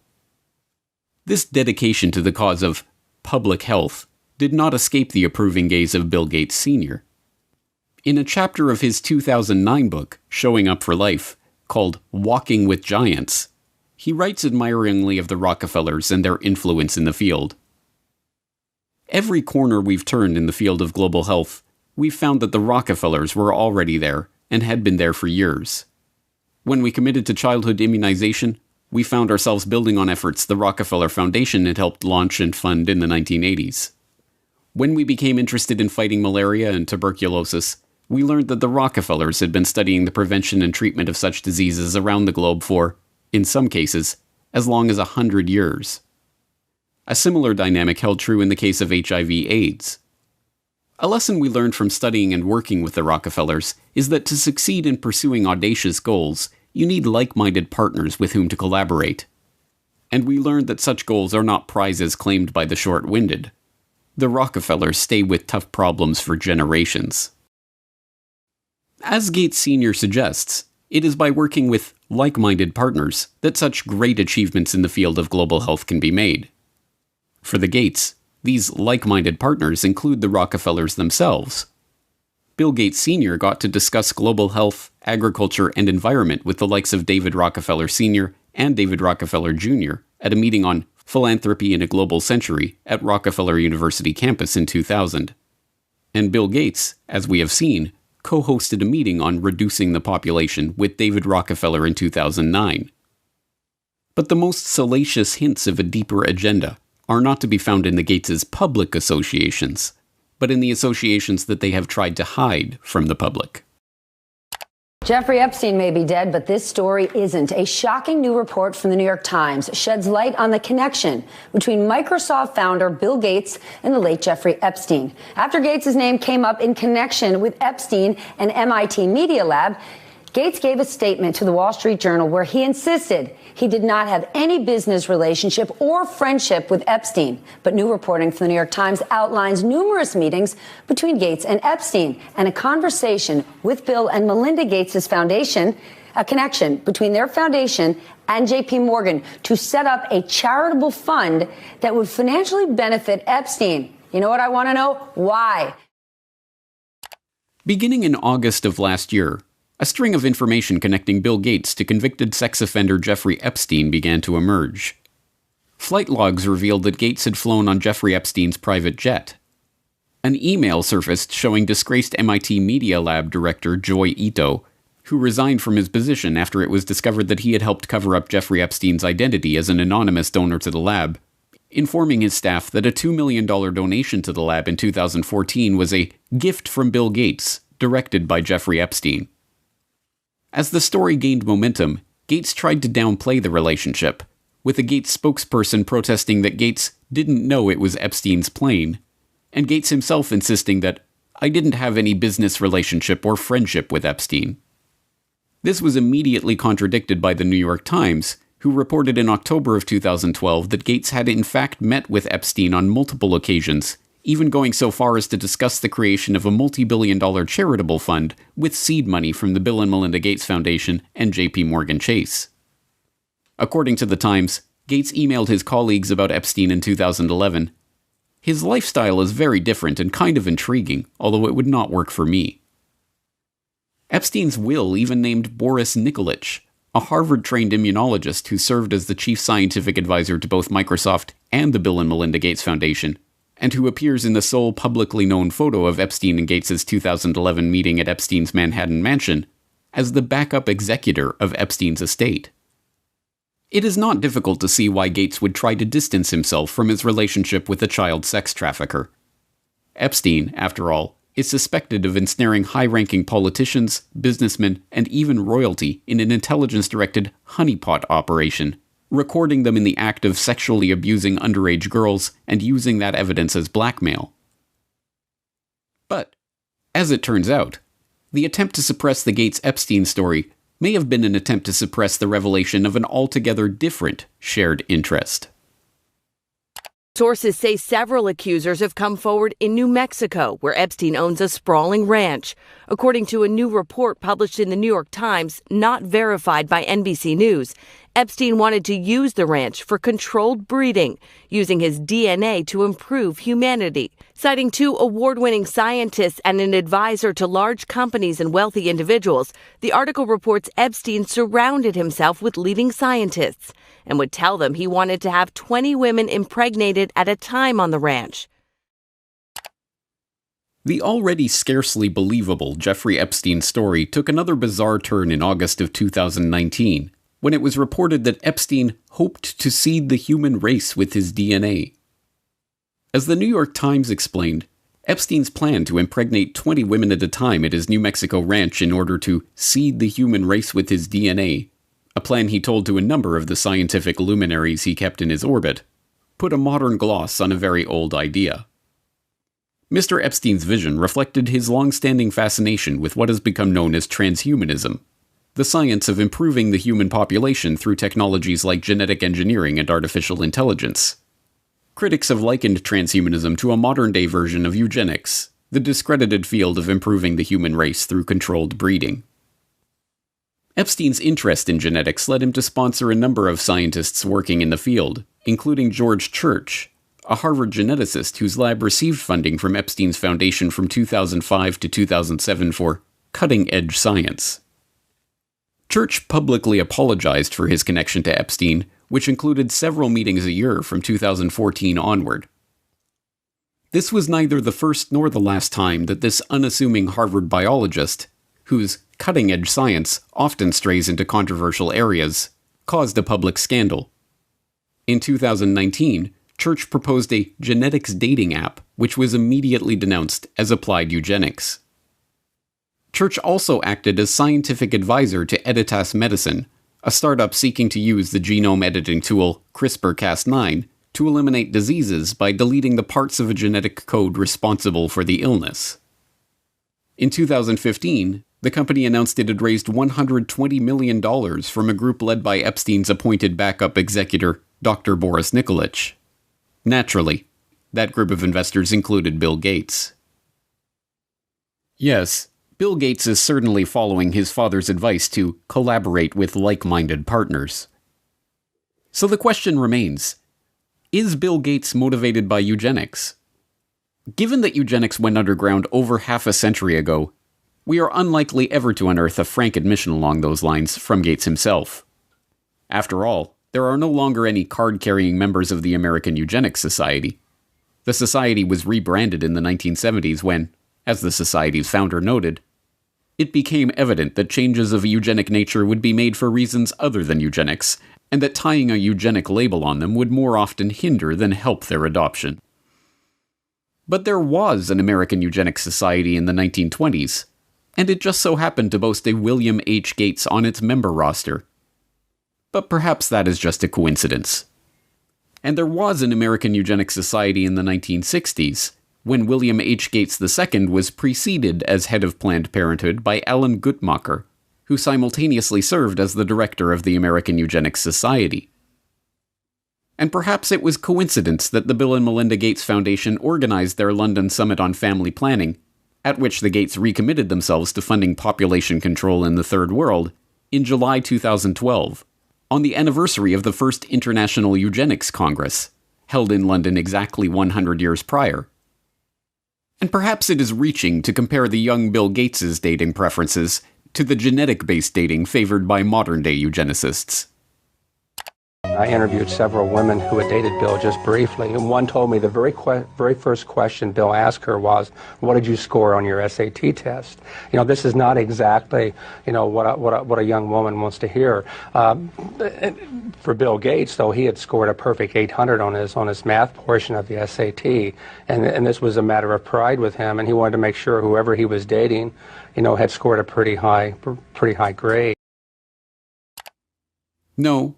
We cannot expect an answer about Bill Gates' true motives to come from Gates himself.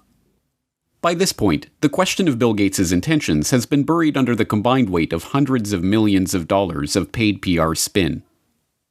Like the Rockefellers before them, the Gates have long since learned the secret of enlarging their family fortune, not to mention their control over the human population, by donning the mask of philanthropy. There are many perspectives on Bill Gates. Depending on who you ask, he is a computer savant, a genius businessman, or a saintly philanthropist. But all of these perspectives have been brought to you through PR outlets founded or funded by the Bill and Melinda Gates Foundation. Bill Gates is no longer a subject for historians but hagiographers. Now we must confront the question of why this man is motivated to build such a web of control. Control over our public health agencies. And for all 193 member states, you must make vaccines a high priority in your health systems to ensure that all your children have access to existing vaccines now and to the new vaccines that have recently become available. Control over our identities. And the lack of an ID system is a problem, not just for the payment system, but also for voting and health and education and taxation. And so it's a wonderful thing to go in and create a broad identification system. Control over our transactions. Once financial flows go underground, where you have lots of legitimate transactions mixed in with the ones you want to track, and once they're going over a digital system that the U.S. has no connection to, it's far more difficult to find the transactions that you want to be aware of or that you want to block. And even control over our bodies. But we're going to have this intermediate period of opening up, and it won't be normal until we get an amazing vaccine to the entire world.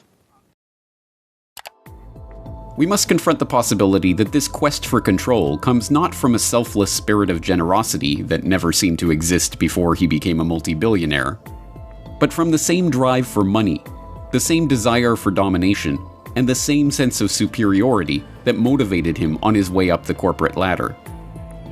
But if the answer to the question, who is Bill Gates, is Bill Gates is a eugenicist, that tells us some important things about the world that we are living in. It tells us that Gates is deceiving the public into supporting his takeover of the world with a false front of philanthropy. It tells us that the goal of the Gates, like the goal of the Rockefellers before them, is not to improve the world for humankind, but to improve the world for their kind. And most importantly, it tells us that Bill Gates is no comic book supervillain, single-handedly directing all of the chaos that is unfolding in the world or single-handedly bringing his own order to that chaos. No, if Bill Gates is a eugenicist, driven by a belief in the superiority of himself and his fellow wealthy elitists, then what we are facing is not one man, or even one family, but an ideology.